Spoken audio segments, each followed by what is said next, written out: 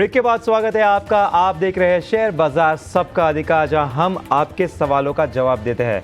ना सिर्फ stock specific, लेकिन कोई भी डाउट है, कोई भी स्ट्रैटेजी रिलेटेड आपको अगर बात करनी है, कोई भी आपको सवाल है, तो वो भी आप हमें इस सेगमेंट में पूछ सकते हैं। तो चलिए सवाल पूछने का जरिया बता देता हूं। आपके स्क्रीन पर एक क्यूआर कोड फ्लैश हो रहा है। उस क्यूआर कोड को आप स्कैन करिए, जिसके जरिए आप हमें व्हाट्सएप पर अपने सवाल भेज सकते हैं। साथ ही साथ यूट्यूब पर जो हमें दर्शक लाइव देख रहे हैं, वो भी हमें अपने सवाल भेज सकते हैं कमेंट सेक्शन में, क्योंकि टाइम टू टाइम हम वहां से भी सवाल लेते रहते हैं। तो चलिए आपको बता देता हूं सवाल भेजने का फॉर्मेट क्या है। आप अपना नाम बताएं, आप कहां से हैं, कौन से स्टॉक में आपकी खरीदारी है, कौन से रेट से लिया है, और खासकर आपका नज़रिया क्या है। आप शॉर्ट टर्म के लिए होल्ड करना चाहते हैं या लॉन्ग टर्म के लिए। इससे हमारे गेस्ट को काफ़ी आसानी हो जाती है आपके सवालों पर राय देने के लिए। तो चलिए फिलहाल हमारे साथ लक्ष्मी शुक्ला तो बने ही है, अभी रेलिगर ब्रोकिंग से हमारे साथ अजित मिश्रा भी जुड़ चुके हैं। तो आप दोनों का बहुत बहुत स्वागत है हमारे इस सेगमेंट में। तो चलिए सबसे पहले दर्शक के साथ जुड़ जाते हैं। हमारे साथ संजीव यादव जी जुड़ चुके हैं। संजीव नमस्कार। नमस्कार सर। बताइए कौन से स्टॉक में है आपकी खरीदारी? सर आईआरबी इंफ्रास्ट्रक्चर पे है जी 400 शेयर है सर, 50 के लेवल पे। जी, और आपका नजरिया क्या है? आप शॉर्ट टर्म के लिए देख रहे हैं, लॉन्ग टर्म के लिए देख रहे हैं? सर शॉर्ट टर्म के लिए देख रहा हूँ। ठीक है, शॉर्ट टर्म के लिए देख रहे हैं। अजीत जी आपके पास आना चाहूँगा। संजीव जी की खरीदारी आईआरबी इंफ्रा पर है। 400 शेयर होल्ड कर रहे हैं 50 के भाव से। पिछले कई सेशन से स्टॉक ये 50 की ही थोड़ा ऊपर, वहाँ पे 51 के आसपास ही ट्रेड करता हुआ नजर आ रहा है। कई सेशंस पहले हम देखे, कई सेशन नहीं, कई महीने पहले अगर देखें तो मार्च में ये 51 का एक लो बना हुआ था, एक बड़ी गिरावट के बाद। उसके बाद एक काफ़ी अच्छा बाउंस आया था। फिलहाल बाउंस जल्दी आता हुआ नजर नहीं आ रहा, क्योंकि काफी सेशन से यहां पर ही घूमता हुआ दिख रहा है। आपके हिसाब से क्या दिख रहा है चार्ट पर? शुक्रिया अंश।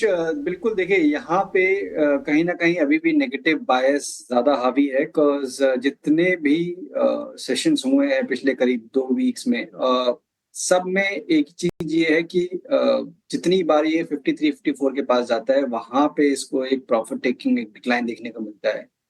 तो अभी के लिए तो ये लग रहा है कि साइडवेज टोन कंटिन्यू है, और जहां पे 48 मेरे हिसाब से एक बहुत इंपॉर्टेंट सपोर्ट रहेगा। अगर वो ब्रेक हुआ तो फिर आप मान के चलिए एक नेक्स्ट लेग ऑफ डिक्लाइन शुरू हो सकता है स्टॉक में। तो क्योंकि इनकी बाइंग प्राइस के नजदीक है, दो ऑप्शन है इनके पास। एक तो यहाँ पे एग्जिट कर ले, और जब ये एक बार 54 के ऊपर निकले तब बाय करें, या फिर 48 का एक स्टॉप लॉस जरूर मेंटेन करें, और रिकवरी के केस में 56-57 का जोन जब भी आए तो वहां पे भी प्रॉफिट बुक कर सकते हैं। ठीक है, तो ये है रणनीति आपको आपके स्टॉक पे मिलती हुई। चलिए संजीव तिवारी साहब हमारे साथ इस वक्त जुड़े हुए हैं, एशियन पेंट्स पर राय जानना चाहते हैं। संजीव जी नमस्कार, कहाँ से बात कर रहे हैं? नमस्कार सर। सर मैं बुराड़ी दिल्ली से बोल रहा हूँ। चलिए संजीव जी, मैंने हाँ आपने एशियन पेंट्स लिया है ना? हाँ जी। किस भाव पे लिया आपने Asian paints? Asian paint sir 2550 पे लिया हुआ सर मैंने। 10 शेयर है मेरे पास। ठीक है, मुझे ये बताइए कितना लॉन्ग टर्म के लिए। लॉन्ग टर्म ना? हाँ जी, लॉन्ग टर्म की अवधि के लिए लिया। 20% मैं मुनाफा देखना चाहता हूँ, तो मैं इस पर राय जानना चाहता हूँ। ठीक है अजीत जी, लॉन्ग टर्म का नजरिया है, एक क्लियर गोल भी लेकर चल रहे हैं कि कम से कम इन्हें 20-30% यहाँ पर मुनाफा हो। बताइए क्या रणनीति होगी लॉन्ग टर्म के हिसाब से? बिल्कुल प्रशांत, देखिए एक्चुअली में काफी टाइम हो गया स्टॉक को इस रेंज में ट्रेड करते हुए, जो कि करीब 2500 से लेकर 3400, और अब दोबारा से ये 3 साल बाद करीब करीब उन्हीं लेवल्स के पास आ चुका है जहां से चलना शुरू हुआ था। तो ये लेवल्स काफी इंपॉर्टेंट रहेंगे, और जैसा कि इनका लंबी अवधि का नजरिया है, बट ये अगर ब्रेक होंगे तो प्रशांत यहाँ थोड़ा सा प्रॉफिट टेकिंग का प्रेशर और देखने को मिल सकता है, क्योंकि ये एक लिमिटेड अपसाइड एंटिसिपेट कर रहे हैं 20% का। तो इनको ये चीज ध्यान रखना पड़ेगा कि नीचे पे भी इनको कहीं ना कहीं एक कैप रखना पड़ेगा कि जिसके नीचे वो निकल जाए। अभी के हिसाब से तो मुझे ये लग रहा है कि 2500 काफी इंपॉर्टेंट है क्लोजिंग बेसिस पे, इन्हीं लेवल जिन पे ये ट्रेड कर रहा है। अगर इसके नीचे ये आपको क्लोज होता हुआ नजर आता है वीकली बेसिस पे, एक बार को आपको एग्जिट करना चाहिए, जब तक कि कोई साइन ऑफ रिवर्सल नहीं बनते हैं। जब भी आप देखेंगे 2500 को होल्ड कर रहा है, तो फिर एक बार रिकवरी का केस में 2650 से लेकर 2700 का जोन देखने को मिल सकता है, तो वहां पे एक बार ये आप प्रॉफिट बुक कर सकते हैं। बिल्कुल, यहाँ पे अहम रणनीति और लेवल्स भी आपको दे दिए गए हैं एशियन पेंट्स पे। तो इसी के साथ अगले दर्शक के साथ जुड़ जाते हैं। हमारे साथ मुदस्सिर जी शामिल है। बताइए सर, मेरे पास आरती इंडस्ट्री के 250 शेयर्स है जी। नवसारी गुजरात से बात कर रहा हूँ सर जी कल 10% टूटा भी था तो थोड़ा पैनिक में आ गया था मैं। जी तो अभी क्या होगा, ये कब तक कवर होगा सर? 2-3 साल तक होल्ड कर सकता हूँ। जी 2-3 साल तक होल्ड कर सकते हैं। लक्ष्मीकांत, आपके पास आना चाहूँगा इस सवाल के लिए। आती इंडस्ट्री में इनकी होल्डिंग है, 250 शेयर होल्ड कर रहे हैं 490 के भाव से। कल बहुत टूटा था, कल के दिन देखे तो कुछ मल्टी मंथ लो को छूता हुआ भी नजर आया था। स्टॉक अभी भी पिछले सेशन के रेंज के अंदर ही ट्रेड कर रहा है। काफ़ी फॉल आ चुका है। यहाँ पे हम देखें तो अगस्त हाई से देखा जाए तो करीबन 40% टूट चुका है शेयर। इनके होल्डिंग से भी देखें तो वहाँ से भी कुछ 12-13% नीचे की तरफ ट्रेड करता हुआ नज़र आ रहा है। इतना गिरने के बाद क्या कुछ ओवरसोल्ड के साइंस नज़र आ रहे हैं या और यहाँ पे बेयरिशनेस दिख सकता है? जी हाँ, अगर हम इसके वीकली और मंथली के चार्ट देखते हैं तो अभी जो करंट लेवल्स है वो अक्टूबर 23 के लो के आसपास ट्रेड कर रहे हैं। सो मंथली चार्ट पर एक सपोर्ट बनता हुआ नजर आ रहा है 430 से लेकर 435 के जोन का। तो मुझे लगता है एक शॉर्ट टर्म पुल बैक यहाँ से दिखाई दे सकता है, बट मेजर अपसाइड रैली तब तक हमें नहीं दिखाई दे सकती है जब तक ये स्टॉक 530 के ऊपर ट्रेड करना स्टार्ट नहीं करता है। तो मुझे लगता है कि यहाँ से एक शॉर्ट टर्म पुल बैक बन सकता है अगर ये 435 430 के जोन के ऊपर ट्रेड करता है, और यहाँ से हमें एक pull back move toward the levels of 500 से लेकर 530 के जोन तक दिखाई दे सकता है। जैसा कि इन्होंने बताया इनका लॉन्ग टर्म का नजरिया है, तो मुझे लगता है कि 430 के स्टॉप लॉस के साथ ये होल्ड कर सकते हैं। और अगर 430 के लेवल्स के नीचे अगर हमें वीकली क्लोज बनता है तो वहां से हमें ये जो करंट करेक्शन है वो और बढ़ता हुआ नजर आ सकता है। उस दौरान ये स्टॉक फिर 380 से लेकर 360 के जोन तक भी फिसल सकता है। सो 430 के लेवल्स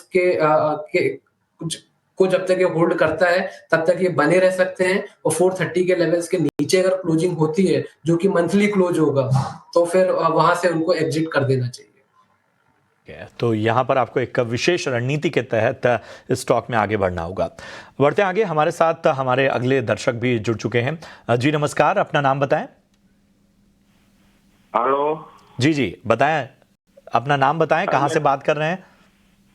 मैं सरमन बोल रहा हूँ पोरबंदर गुजरात से। जी सरमन जी, बताइए किस स्टॉक पे आपका सवाल है? सर मैंने रिलायंस लिया है 40 शेयर। ठीक है। 1346 रुपए में। अच्छा ठीक है, हम इसको करेक्ट करेंगे। ये 1346 है, 1456 नहीं है। 1346 के भाव पे इन्होंने सरमन जी ने नजरिया बताइए कितना समय दे सकते हैं? सर मैं रुक सकता हूँ 1 साल 1.5 साल तक। ठीक है अजीत जी, क्वालिटी स्टॉक, दिग्गज स्टॉक इन्होंने लिया हुआ है और हमने देखा कि पिछले दिनों करेक्शंस के बाद आज रिलायंस में एक जो है वो मोमेंटम नजर आ रहा है। 1346 इनके भाव से ज्यादा दूर नहीं है। लॉन्ग टर्म का इनका नजरिया है। रिलायंस में क्या राय होगी आपकी? बिल्कुल प्रशांत, देखिए यहाँ पे करेक्टिव टोन जरूर है, बट कहीं ना कहीं अब मुझे लग रहा है कि सेलर्स भी थोड़ा सा थक गए हैं। जिस तरीके से इसमें पेस ऑफ डिक्लाइन काफी कम हो गया है। दूसरा इंपॉर्टेंट चीज ये है कि जहां से लास्ट टाइम चलना शुरू हुआ था, एक कंसोलिडेशन रेंज का जो ब्रेक हुआ था 1250 का, उसके भी काफी नजदीक है। तो दोनों ही फैक्टर्स यही इंडिकेट कर रहे हैं कि यहाँ से एक रीबाउंड की पॉसिबिलिटी बनती है, जो कि स्टॉक को करीब 1350 1360 तक पहले लेके जाए, और अगर वो लेवल क्रॉस होगा तो फिर 1450 तक के लेवल्स भी खुल जाएंगे। तो रिस्क टू रिवॉर्ड फेवरेबल है। 1250 के क्लोजिंग स्टॉप लॉस के साथ मेरे हिसाब से रिलायंस में आपको बने रहना चाहिए। बिल्कुल, यहाँ पे एम लेवल्स दे दिए गए हैं रिलायंस पर, साथ ही साथ यहाँ पे होल्ड की राय भी दे दी गई है। तो अजीत जी, आपके पास ही आना चाहूँगा मैं अगले सवाल के लिए। यूट्यूब पर काफ़ी सवाल आ रहे हैं, तो यहाँ से एक सवाल यूसुफ जी का है। अशोक लेलैंड पर ये राय जानना चाहते हैं लॉन्ग टर्म व्यू के हिसाब से। अब अगर चार्ट पे देखें तो डेली छोड़ के हम वीकली चार्ट देख लेते हैं। अगर वीकली पे देखा जाए तो पिछले 3 साल से स्टॉक 100 DMA पे काफ़ी अच्छा बाउंस लेता हुआ नजर आ रहा है। जब भी छुआ है तब भी अच्छा बाउंस दिया है। फिलहाल 100 नहीं, बट उसके थोड़ा ऊपर 50 DMA पे पिछले हफ्ते ही सपोर्ट लिया था। तो क्या लग रहा है लॉन्ग टर्म अवधि के हिसाब से यहाँ पर आपकी क्या राय बन रही है? बिल्कुल देखिए यहाँ पे कंपैरेटिवली बेटर स्ट्रक्चर है, जैसे कि हम देख रहे हैं ऑटो काउंटर्स में थोड़ा सा प्रॉफिट टेकिंग का बायस और इनफैक्ट काफी ज्यादा शार्प करेक्शन हुए हैं कुछ एक नामों में। उसके कंपैरिजन में अशोक लीलैंड में काफी अच्छी पोजीशनिंग है और हाल फिलहाल में हमने काफी स्ट्रॉन्ग रिकवरी भी देखी है स्टॉक में। मुझे लगता है रिकवरी और स्ट्रेंथन होगी जब भी आप 230 के लेवल्स को क्रॉस करेंगे।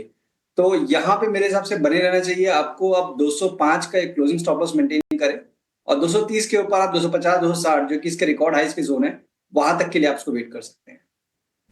ठीक है, तो बने रहने की आपको सलाह यहां पर मिलती हुई। सौरभ कुमार का सवाल लेते हैं आगरा से। व्हाट्सएप के जरिए इन्होंने अपना सवाल हम तक का पहुंचाया है। आरवीएनएल यानी रेल विकास निगम लिमिटेड पर राय जानना चाहते हैं। इनकी बाइंग प्राइस है 446, 446 के भाव पे इन्होंने खरीदारी की हुई है, यानी इनके भाव के आसपास ही है। बताइए क्या करना चाहिए लक्ष्मीकांत जी। रेल विकास निगम लिमिटेड यानी आरवीएनएल में 446, 446 की बाइंग।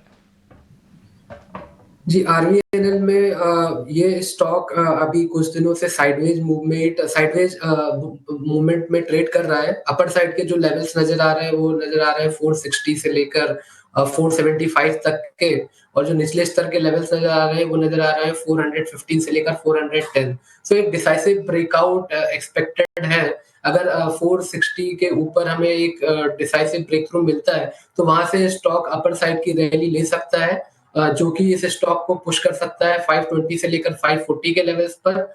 और अगर इसकी क्लोजिंग हमें 410 या 405 के नीचे आ जाती है तो फिर हमें ये जो डाउनवर्ड मूव है फिर से बढ़ता हुआ नजर आ सकता है, जो कि इस स्टॉक को निचले स्तर पर पुश कर सकता है। जो निचले लेवल्स नजर आ रहे हैं वो आ रहे हैं 390 से लेकर 400 तक। तो मुझे मोटा मोटा एक रेंज बाउंड मूव नजर आ रहा है 460 से लेकर 410 के लेवल पर। अब इनको इस लेवल पर थोड़ा सा वेट करना चाहिए। 460 का लेवल अगर क्रॉस होता है तो वहां से अपर साइड का मूवमेंट आएगा, और अगर 410 के नीचे क्लोजिंग होती है तो वहां से ये डाउनवर्ड मूव फिर से आगे शो कर सकता है toward the levels of 390 to 385। बिल्कुल, यहाँ पे रेंज बाउंड ट्रेड नज़र आ रहा है। स्टॉक 410 से लेके 460 के बीच में फंसा हुआ नज़र आ रहा है। अगर इस रेंज से निकले तो उस डायरेक्शन में स्टॉक जाने के अच्छे चांसेस हो सकते हैं। उस डायरेक्शन में एक अच्छा मोमेंटम बन सकता है। अजीत जी, आपके पास आना चाहूँगा अगले सवाल के लिए। दरअसल ये सवाल व्हाट्सएप पर हमें आया है रोतेश जी की तरफ से। टाटा मोटर्स पर इनका सवाल है। 100 शेयर होल्ड कर रहे हैं ये 800 के भाव से। स्टॉक दरअसल उसके आसपास ही ट्रेड करता हुआ नजर आ रहा है, लेकिन हम देख रहे हैं कि अगस्त हाई से देखें तो 30% गिर चुका है। स्टॉक काफ़ी हैवी वेट है, एक बड़ा जाना माना स्टॉक है और यहाँ पे 30% गिरता हुआ नजर आ रहा है हाई से। आरएसआई भी देखें तो 25 पे नजर आ रहा है, लेकिन कंटिन्यूसली इसमें फॉल होते ही जा रहा है। हफ्ते भर हफ्ते हम देख रहे हैं कि इसमें जितना बेरिश सेंटिमेंट है वो कंटिन्यूस बनते ही जा रहा है ओवरसोल्ड होने के बावजूद। तो इतना गिरने के बाद क्या लगता है और कहां तक गिर सकता है, या कुछ रिवर्सल के साइंस नजर आ रहे हैं? बिल्कुल अंश, देखिए यहाँ पे अंडर परफॉर्मेंस चल रही है पिछले करीब अगर आप 2.5-3 महीने से देखेंगे, और इसमें गिरावट पहले ही शुरू हो गई जब तक कि ऑटो काउंटर्स अपने नए हाई बना रहे थे। तो कहीं ना कहीं अंडर परफॉर्मेंस का खामियाजा बेसिकली ये भुगत रहा है। और जैसे कि आपने भी बताया कि ओवरसोल्ड पोजीशन के बावजूद भी इसमें कोई एक स्टडी रीबाउंड देखने को नहीं मिल रहा है। बट एक चीज यहाँ पे मेरे को लगता है फेवरेबल है कि वीकली चार्ट 780 के पास इसका 100 EMA प्लेस्ड है। तो मुझे लगता है कि ओवरसोल्ड पोजीशन प्लस ये सपोर्ट शायद ये एक ट्रिगर बन जाए कि एक बाउंस आपको देखने को मिले, जो कि स्टॉक को करीब 825 के ऊपर एक बार अगर आप ले गए तो फिर जैसे कि कल भी एक अटेम्प्ट हुआ था रिकवरी का, उस तरीके का एक रिकवरी का अटेम्प्ट हो जो कि स्टॉक करीब 875 880 तक के लेवल तक ले जाए। तो अभी के लिए तो मेरी रिकमेंडेशन यही होगी कि 780 का एक क्लोजिंग स्टॉप लॉस मेंटेन करें और 825 के ऊपर निकलने के बाद करीब 870 तक की पोजीशन टारगेट के लिए आप उसको होल्ड कर सकते हैं। ठीक है, 780 का नीचे की तरफ स्टॉप लॉस है रखिए, ऊपर की तरफ भी आपको टारगेट दे दिए गए हैं। विजय अग्रवाल साहब हमारे साथ इस वक्त फोन लाइन पर जुड़े हैं। विजय जी नमस्कार, कहां से बात कर रहे हैं? I am from Nashik sir. जी बताइए, कौन सा स्टॉक लिया है आपने, किस भाव पे लिया है और नजरिया क्या है, कितना समय दे सकते हैं स्टॉक को? वो मैसेज में मैंने डाला था PNB housing finance for long term 3 to 5 years। ठीक है, 800 शेयर्स एट 870। ठीक है, ठीक है। 870 के भाव पे पीएनबी हाउसिंग, 3 से 5 साल का नजरिया। अजीत जी बताइए क्या रणनीति रखनी चाहिए? देखिए प्रशांत, काफी लंबे अंडर परफॉर्मेंस के बाद जिस तरीके से इसमें रिवर्सल हुआ था लास्ट ईयर उसी को कंटिन्यू होते हुए नजर आ रहा है। ये ओवरऑल ट्रेंड जिस तरीके से आप उसको स्टॉक को आप बढ़ते हुए देख रहे हैं, तो मेरे हिसाब से नेक्स्ट लेग में आपको शायद आपको रिकॉर्ड हाइस को रीटेस्ट करता हुआ नजर आए, और क्योंकि इनका काफी लंबी अवधि का नजरिया है, मेरे हिसाब से इनको बने रहना चाहिए। और एज ए इन्वेस्टर अब जो बायस चेंज होगा वो अगर इस बार ये 700 के नीचे गया तब जाके दोबारा से ये बायस चेंज हो जाएगा। तो क्योंकि हम बात कर रहे हैं 3 से 4 साल की कम से कम, तो उस लेवल को एक पिवट पॉइंट की तरह ध्यान रखें। जब तक कि 700 के ऊपर डेफिनेटली बने रहे, नए हाइस के लिए 1400 पहला टारगेट हो। बिल्कुल, यहाँ पे एम लेवल्स पीएनबी हाउसिंग पर आपको दे दिए गए हैं। इसी के साथ अगले दर्शक के साथ जुड़ जाते हैं। हमारे साथ तुकाराम जी शामिल है। गुड मॉर्निंग, बताइए। नमस्ते सर। नमस्ते। सर ये बोल रहा था, मेरे पास 450 शेयर है 445 के भाव पे जी। तो सर मैं ये बोल रहा था कि ये होल्ड करना चाहिए कि अभी एग्जिट कर जाना चाहिए। जी, ये हिंद पेट्रो की बात करें ना, HPCL आपने मैसेज जी जी सर जी सर जी सर जी जी। और आप कितने समय तक रुक सकते हैं इसमें? सर अभी मैं 2 साल तक रुक सकता हूँ सर, टाइम है मेरे पास। जी, ठीक है। लक्ष्मीकांत, आपके पास आना चाहूँगा इस सवाल के लिए। HPCL पर इनकी खरीदारी है, 450 शेयर होल्ड कर रहे हैं 445 के आसपास के भाव से।